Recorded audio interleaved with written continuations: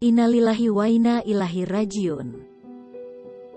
Kabar duka kembali datang dari salah seorang tokoh Tanah Abang yang juga Ketua DPW Partai